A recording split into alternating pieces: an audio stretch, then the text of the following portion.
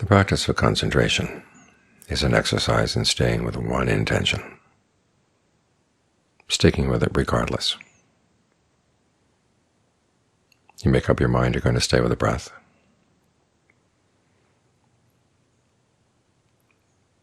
And immediately you find there'll be other intentions coming up in the mind.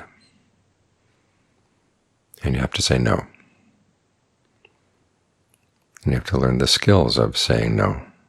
It's not one of those cases where you just say no and that's going to take care of everything. You need to give the mind good reasons to stay.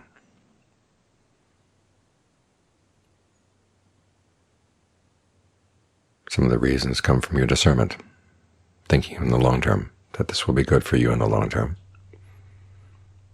Others are more immediate.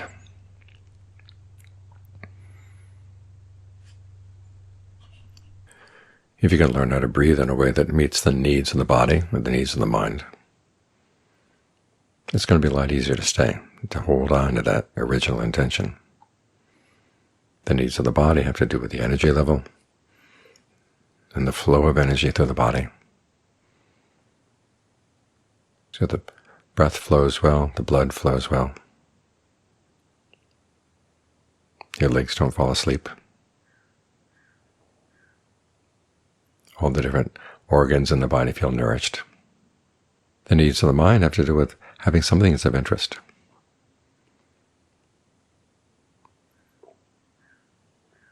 And here again, your intention is important. When you think about how the breath is something that fabricates feeling, and feeling is something that fabricates the mind, you realize how important it is to get to know the breath. And you realize all the important things you're going to learn about the mind as it stays here, the things that will be revealed as you set this one intention in place. And you're able to deal effectively with any other intention. You see how intentions are formed, the stages by which a little inkling comes into the mind, then turns into something bigger. And there seems to be something real, and can pull you away if you're not careful. The inkling develops hooks if you're not careful. So you have to be quick. You're learning about the body, you're learning about the mind, as I stay together here with the breath. You see the areas where the mind tends to lie to itself, and even the areas where it tends to be self-destructive.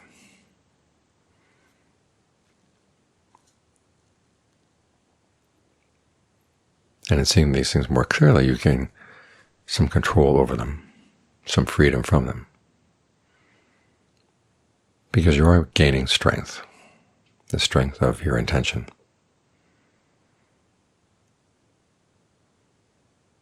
And that's something you need to rely on, because there's so many areas in life where you have to go by your intentions. There's not much else to give you guidance. Ever since I started teaching in France, people have been giving me books on French history, and I've noticed that in times of unrest, in times of famine, some of the worst atrocities are committed by people who are totally misinformed. Rumors spread. Villagers in some part of the country hear that a particular person is bad. Someone comes along, they think it's that person, and they'll string them up. All because of the misinformation. Because at times like this, when society is in crisis, information and misinformation comes flying about, and old resentments come up, old agendas come up, and everything gets called into question. No matter how true some information may be, there'll be somebody who insists that it's false. No matter how false it may be, there'll be people who insist that it's true. Based on one of four things, as the Buddha said, the four things that lead people astray. Either the things they like, in other words, a piece of news fits in with something that they've already believed, or their hatreds, fits in with some resentments they've been carrying all along, or delusion, or fear. That's it. Likes, dislikes, delusions, fear. This is what leads people to do all kinds of horrible things. And so when information is hard to come by, you have to fall back on your intention that you will not fall for these four, what the Buddha calls wrong courses. And you fall back on the purity of your own intentions. So this is why it's important to have a solid intention. This is why we have the precepts. You make up your mind. You set up the intention that you're not going to kill, steal, have illicit sex, you're not going to lie, you're not going to take intoxicants. And you hold to that intention. And you get used to holding to an intention. Regardless of what other people do, your goodness then becomes independent. Now there may be times when, by holding to the precepts, you're going to suffer loss of some kind. But as the Buddha said, that kind of loss is nothing compared to the loss of your virtue.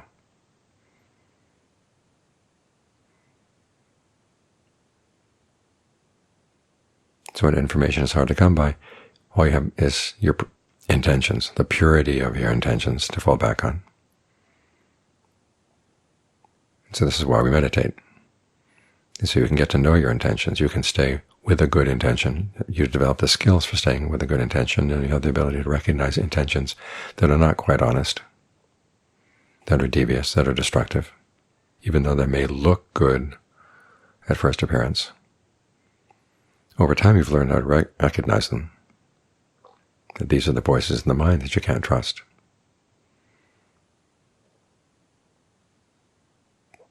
So when there seems to be very little clear guidance coming from outside as to what's the proper way to act, fall back on the Buddha's observation that your goodness has to be independent. You notice that the precepts don't make exceptions. In other words, there's no time when you can kill if somebody does something horrible. There's no time when you can lie if somebody says something that you don't like.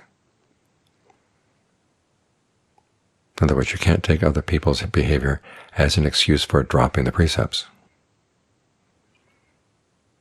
And you should have the same attitude towards the firmness of your intention as you stay here with the breath, as you go through the day. Nothing becomes an excuse to drop the breath.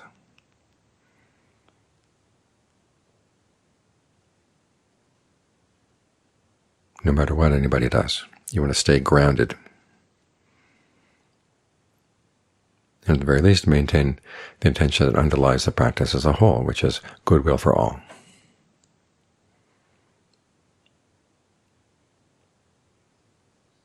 No matter what people do, goodwill. Because after all, you're not doing it, you're not extending them goodwill because they deserve it. That's one of the big misunderstandings, is that we have to figure out why people deserve our goodwill, then we'll be happy to give it. We do the practice of goodwill because it's our protection. There's a passage where the Buddha said it's our wealth. The nature of wealth is that you have something good that you can fall back on in times of hardship, something you can depend on. Well, this is it. Goodwill is what you can fall back on. And we do know that to purify our intentions, we can't simply go by the goodness of the initial intention. We also have to look at the results in our actions, if we want our intentions to become skillful intentions. But sometimes the results are hard to see.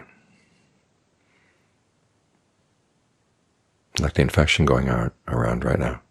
It's invisible. People may have had it and not know it. So in cases like that, when you're not getting enough feedback, all you have to fall back on is the purity of your intentions. So learn how to recognize a pure intention inside yourself, inside others.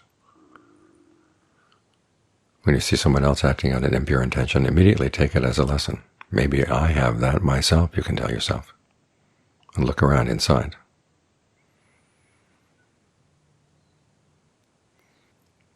Yes, if you really want security, if you really want dependable wealth, you want to make sure that the gold that you're hoarding up is genuine gold, not fool's gold.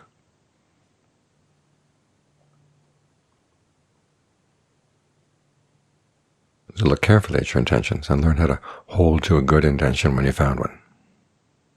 As long as it's good, keep holding on.